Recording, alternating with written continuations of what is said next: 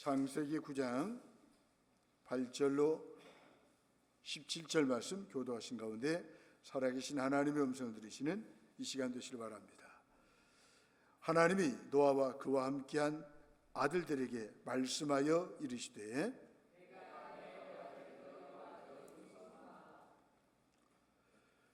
너희와 함께한 모든 생물 곧 너희와 함께한 새와 가축과 땅의 모든 생물에게 세우리니 방주에서 나온 모든 것 곧 땅의 모든 짐승에게니라.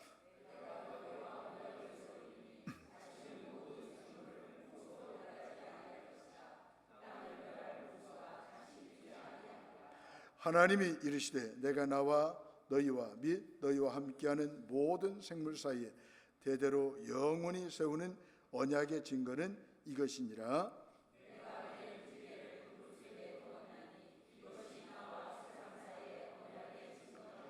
내가 구름으로 땅을 덮을 때 무지개가 구름 속에 나타나면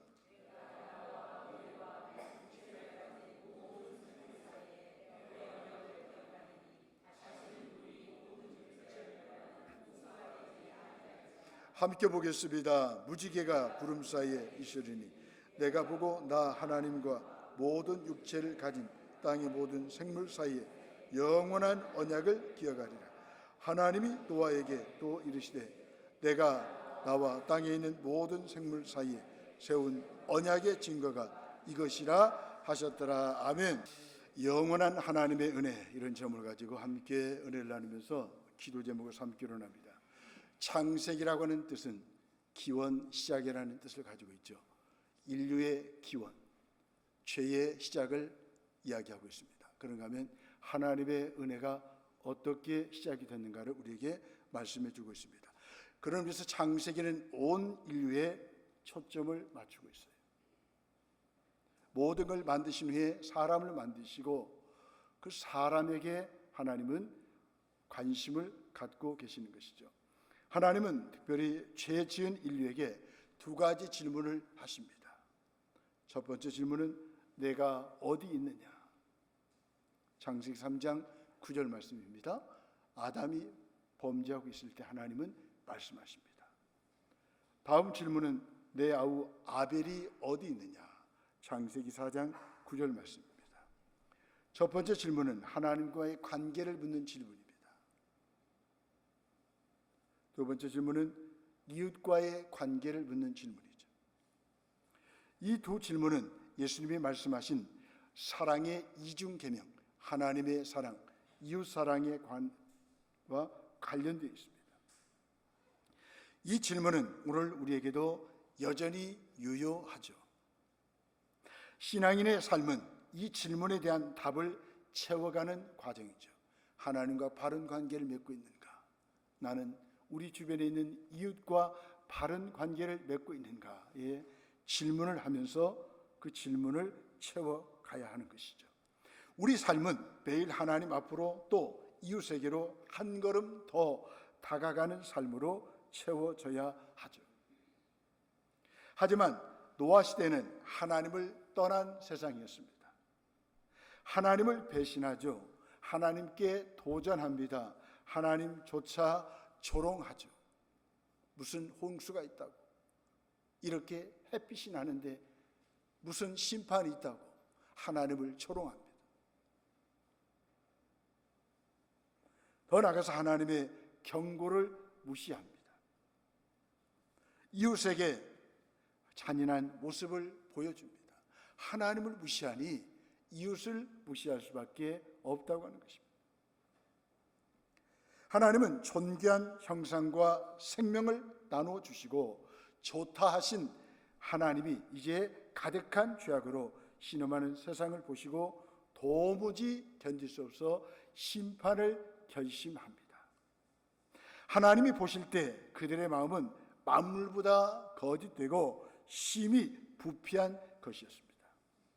하나님께 감탄과 기쁨의 대상이었던 첫사람 아담의 범죄로 말미암아 한탄과 근심의 대상이 되었습니다.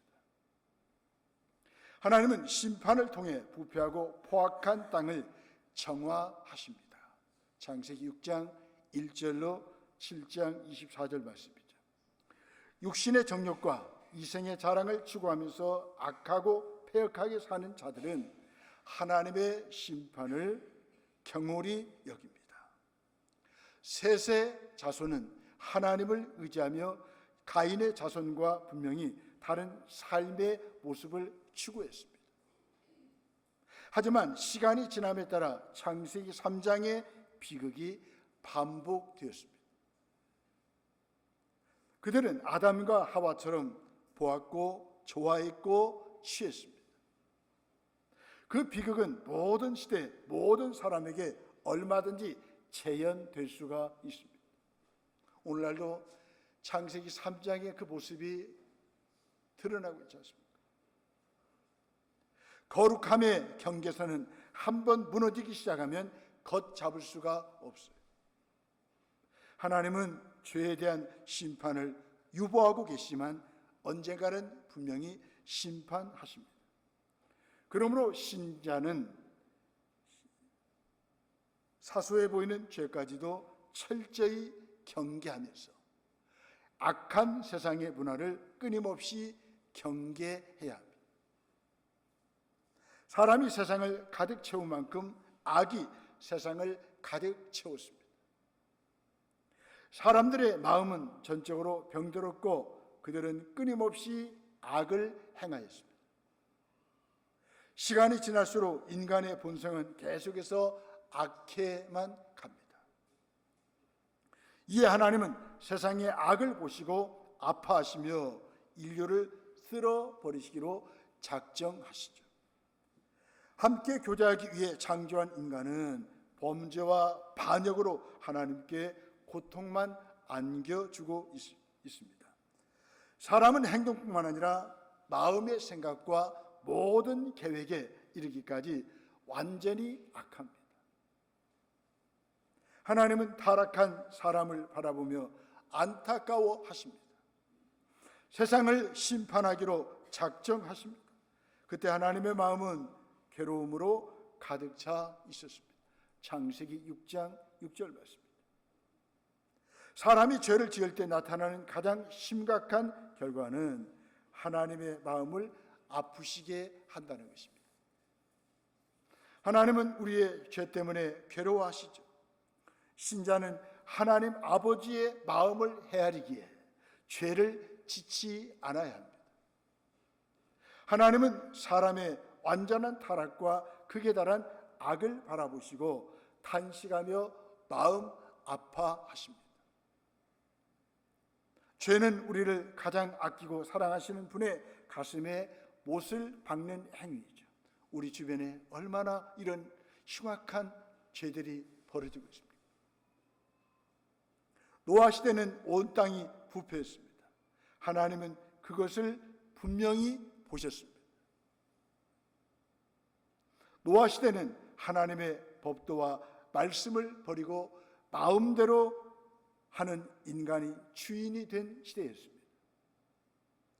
고결한 하나님의 형상이 파괴되고 윤리가 땅에 떨어진 세상을 바라보시는 하나님의 마음은 찢어졌습니다.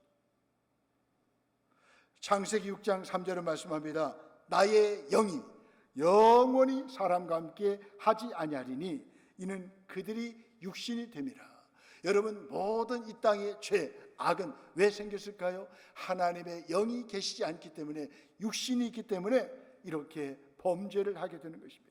육신이 되었다 이 말은 하나님의 영이 없는 인간의 모습을 적나라하게 보여주고 있습니다. 하나님이 없는 인간의 삶은 육신의 유익을 위해서 달려가죠. 자신이 주인이 되고 자신의 판단에 따라 살아갑니다. 세상이 사람의 죄악으로 가득하고 생각이나 계획이 항상 악한 정도가 되었습니다. 이런 세상과 인간이 맞이해야 할 것은 하나님의 무서운 심판이죠. 인간의 범죄로 가축과 공중의 새까지 멸절됩니다. 오늘날도 우리 인간의 죄 때문에 많은 곤충들이 피해를 보고 있지 않습니까? 벌이 죽어가고 있습니다. 많은 동물들, 식물들이 피해를 보고 있습니다. 이 시대 사람들은 노아 시대의 사람들과 동일하게 살아갑니다. 마음대로 생각하고 자신이 주인이 되어서 자신이 인생의 최종 결정자가 됩니다. 타인의 간섭을 거부하는 시대가 되었습니다. 옛날에는 밥상머리 교육이 있었어요. 부모님이 한 말씀 하시면 네, 들었습니다. 오늘날 듣질 않아요. 하나님의 하나님 되심을 인정하지 않으니 가정의 질서가 깨집니다. 사회의 질서가 깨지죠. 나라와 민족이 혼란해집니다.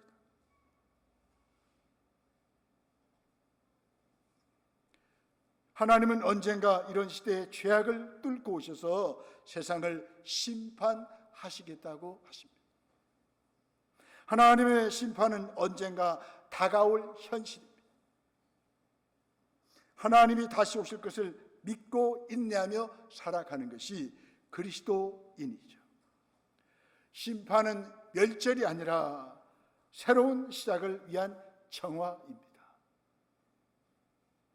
하나님은 세상을 창조 이전의 상태로 돌리지 않으시고 창조 세계를 보존하시고 새롭게 시작할 의인을 남겨두십니다. 하나님께서 이 시대에 세상에 저와 여러분들을 의인으로 남겨두신 것입니다.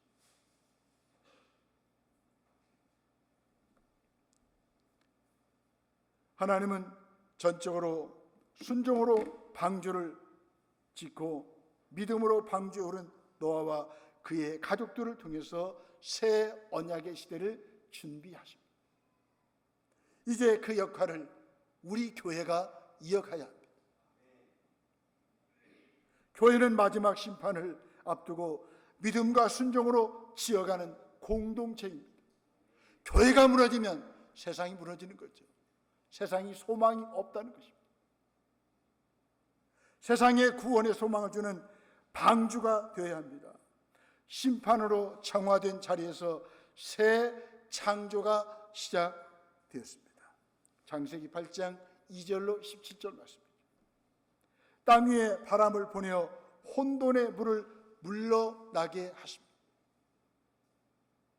물이 물러난 자리에 땅이 드러납니다. 창을 닫은 하늘로 다시 새가 날아다니는 것은 하나님의 신이 수면 위를 운행하시던 태초의 모습과 똑같습니다. 하나님은 방주에서 나온 노아와 그의 가족을 통해 다시 창조의 복을 허락하십니다. 생육하고 번성하라라는 말씀을 다시 한번 반복해 주고 계십니다. 인류에게 새로운 기회를 부여하십니다. 우리도 예수님 안에서 성령님의 사역을 통해서 새로운 피조물로 다시 지음을 받았습니다. 내가 새로운 피조물이 됐으니 이제 세상이 다르게 보여야 되지 않겠습니까? 내가 새로운 피조물이 됐으니 내가 이 땅에 살면서 새로운 사명을 부여받은 자로서 살아야 되지 않겠습니까? 이제 우리의 몫은 새 언약의 주체가 되어 약속하신 새 하늘과 새 땅이 이룰 때까지 신실하게 살아가는 일입니다. 하나님은 노아 가족을 물로 씻어 새롭게 하십니다.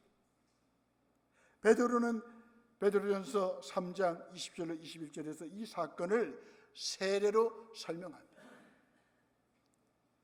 악인에게는 심판의 물이지만 믿음의 백성에게는 다시 새롭게 창조되는 사건이기 때문에 세례라는 표현을 사용하고 있습니다. 우리도 노아와 그의 가족처럼 옛 세상과의 관계를 끝내고 하나님과의 새로운 관계로 진입한 자들입니다. 우리의 신분이 바뀐 것입니다. 우리는 항상 우리를 향한 하나님의 은혜가 영원하다는 사실을 명심해야 합니다. 본문 8절로 17절 말씀입니다. 본문 8절 이하에서 하나님은 엄청난 홍수가 끝나고 방주에서 나오는 노아와 언약을 맺으시면서 약속하십니다. 우리 11절 성가대가 읽어보시겠습니다. 11절 말씀 시작.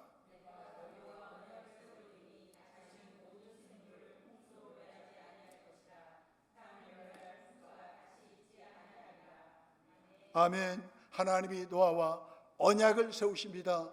그 언약은 본문에 보니까 영원한 언약이라는 말을 반복해서 사용하고 있습니다. 그렇습니다. 하나님은 노아의 뿐만 아니라 저와 여러분들에게도 영원한 하나님의 은혜를 베풀으셨습니다. 노아에게 베푸신 언약은 보존하는 언약입니다. 하나님은 저와 여러분들을 어떤 상황 가운데 있다 할지라도 우리를 영원히 보존하시겠다라고 언약을 맺어 주셨습니다. 하나님은 사람들이 악하고 패역하고 강팍하다고 해서 악인들을 심판하신 일을 하시지 않겠다라고 말씀하십니다. 그 이유는 사람의 마음이 계획하는 바가 어려서부터 그 근본부터 항상 악하기 때문입니다. 예수님을 구세주와 주인으로 받아들인다면 그 다음에 우리를 향한 하나님의 은혜는 내 능력이나 자격이나 조건과 관계없이 항상 영원토록 변함이 없으시다는 사실을 믿으십시다. 하나님은 영원한 은혜를 우리 마음에 확증시켜 주시고자 그 은혜의 징표를 제시하십니다. 13절로 16절 말씀이죠. 하나님이 죄로 인하여 물로 세상을 심판하시 않겠다는 언약을 세우셨습니다. 무지개를 그 징표로 삼으십니다.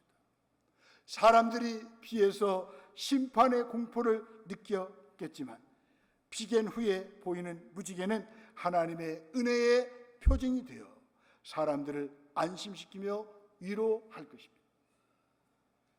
노아의 후손은 무지개를 바라보면서 하나님께 감사하고 구원의 확신을 가지시면서 그분을 신뢰할 수가 있었습니다.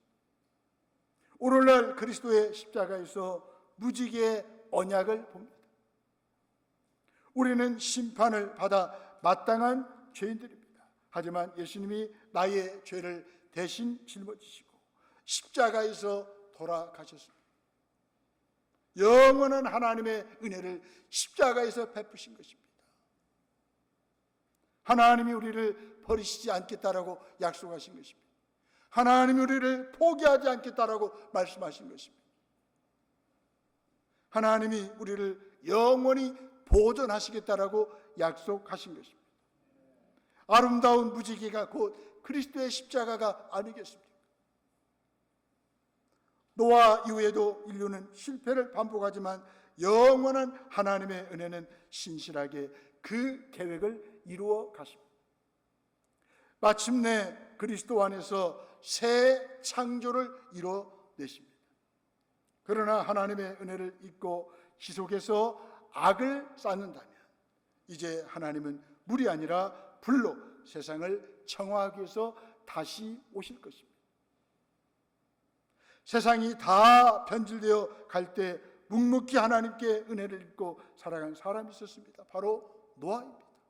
노아라고 하는 이름의 뜻은 위안, 위로라는 뜻이죠. 여러분, 하나님의 은혜를 입어야 위로를 받죠. 이 세상에 우리에게 무엇이 위안을 주고 위로를 주겠습니까? 하나님의 은혜가 아니겠습니까? 홀로 신앙의 좁은 길을 걷고 있는 노아는 여호와께 은혜를 입은 사람이었습니다. 홍수가 임하고 심판이 임할 테니까 방주를 준비하라고 하는 하나님의 명령이 임하였습니다. 그때 노아는 방주를 지으려고 준비하니까 주변 사람들이 이 노인네 미쳤네, 미쳤어. 노아가 이렇게 미친 사람의 취급을 받습니다. 그러나 노아는 누가 무슨 말을 해도 하나님의 말씀 앞에 순종했다는 거 아니겠습니까? 노아가 하나님 앞에 순종할 수 있었던 비결이 무엇입니까? 하나님의 말씀을 들었기 때문입니다. 저와 여러분들도 이 세상이 부패하고 악하고 어두워졌다 할지라도 하나님의 말씀을 들으십시오. 말씀을 묵상하십시오. 그 말씀의 묵상이 저와 여러분들을 지키시고 인도해 주실 것입니다. 죄악된 세상에서 우리가 하나님의 뜻대로 살아갈 수 있는 방법은 말씀을 사모하고 말씀에 귀를 기울이는 것입니다. 두 번째, 하나님을 진심으로 사랑해야 합니다. 순종이란 그분을 전적으로 신뢰하고 사랑하기 때문에 자발적으로 나오는 결과입니다. 하나님 사랑하니까 순종하기가 쉬워요. 순종하는 하나님의 사람을 하나님이 사랑하시고 그런 순종하는 사람을 통해서 놀라운 일을 행하십니다. 노아는 하나님을 사랑했기 때문에 하나님과 동행하는 것을 기뻐했습니다. 여러분, 주님 사랑하잖아요. 아무리 시대가 악하고 험하고 어두워져 간다 할지라도 하나님과 나와 동행한다면 세상살이는 견뎌낼 수 있지 않겠습니까? 오직 주님의 사랑에 매여 우리의 영혼이 주님만을 바라보며 나아갈 때 외롭고 고단한 좁은 길을 갈 수가 있습니다. 여러분, 주님을 만나셨나요? 하나님을 만나셨나요?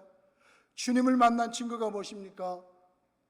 먼저는 하나님을 갈망한다는 것입니다. 하나님을 사모한다는 것입니다. 하나님을 사모하는 사람은 주님을 만난 사람이에요. 얼마나 저와 여러분들은 주님을 사모하시나요? 주님을 갈망하십니까? 두 번째는 헌신입니다. 주님을 만난 사람은 노아처럼 헌신하게 되어 있습니다. 값비싼 대가를 지불하면서 주님을 위해서 주님의 명령을 위해서라면 반드시 드리는 거예요. 주님을 만난 사람은 헌신이 즐거운 거예요. 계속해서 헌신하는 삶을 살아가는 것입니다. 주님을 갈망하기 때문에 헌신하지 않겠습니까? 더 나아가서 주님을 만난 사람은 노아와 같이 순종합니다. 주님을 만난 사람은 순종이 즐거운 거예요. 환경이 우리를 거스리고 불같은 시련이 다가와도 우리를 지켜줄 힘은 나를 위해 십자가를 지신 그리스도의 은혜입니다. 개인적으로도 많이 힘들고 어려울 때 십자가를 묵상하니까 어려움을 이겨내게 하시더라고요. 이 아침에도 오신 여러분들 다 고민이 있을 거예요. 기도하는 아픈 제목들이 있을 거예요. 무거운 기도하는 제목들이 있을 거예요. 그런 문제를 어떻게 우리가 해결할 수 있겠습니까? 그리스도의 십자가 앞에 나가는 것입니다. 왜요? 십자가는 영원한 하나님의 은혜를 보장해 주신 사건 아닙니까? 그 십자가 앞에 나가니까 모든 문제들이 작아지더라 그 말이에요. 어떤 시련과 고난도 그리스도의 십자가를 바라보니까 영원한 하나님의 은혜를 사모하니까 이겨내게 하시더라 그 말이에요. 현대인들은 유일한 구원의 길을 외면하고 자신의 생각대로 살아갑니다. 자기가 신이에요. 자기가 우상이에요. 그러니까 날마다 깊은 수렁에 빠져가는 거예요. 무기력해지는 거예요. 내가 왜 사는지도 모르겠다는 거예요. 삶의 의욕을 잃어버린 거예요.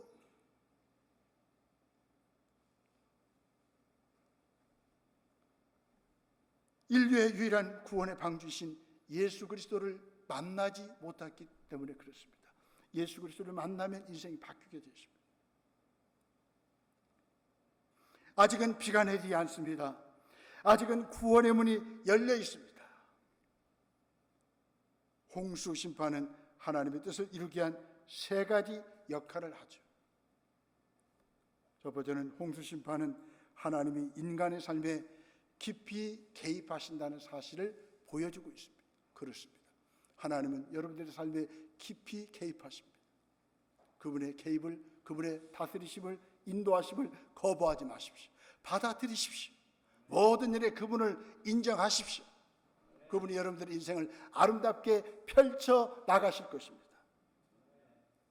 두 번째는요, 홍수 심판은 하나님의 심판은 동시에 세상을 정결하게 만드는 방법입니다.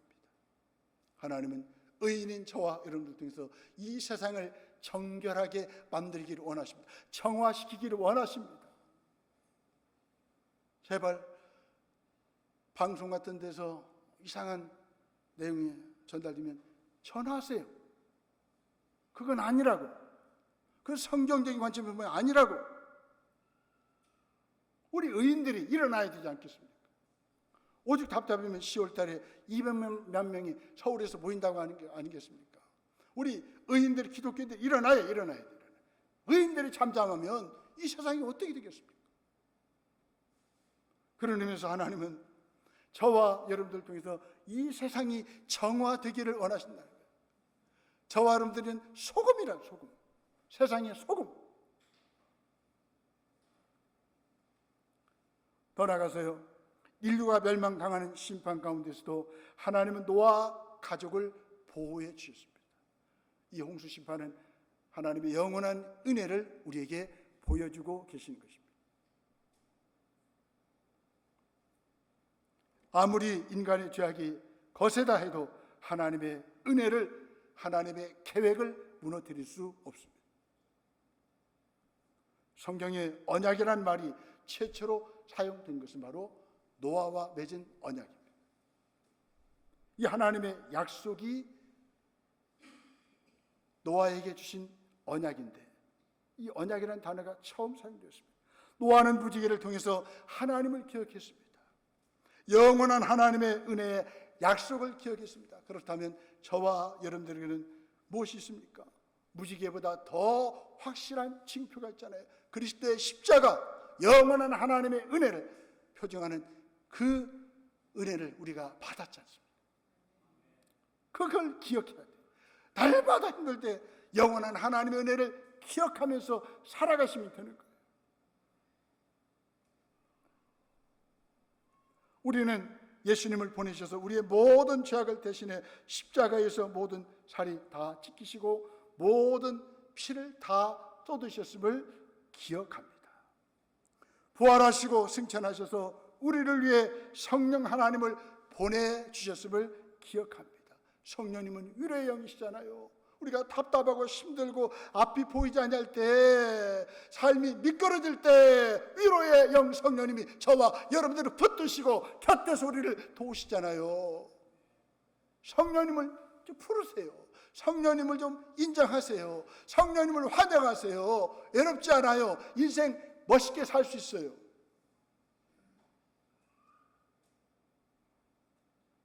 재림하셔서 영원한 하나님 나라를 완성하실 것을 기대하시면서 살아가십시다.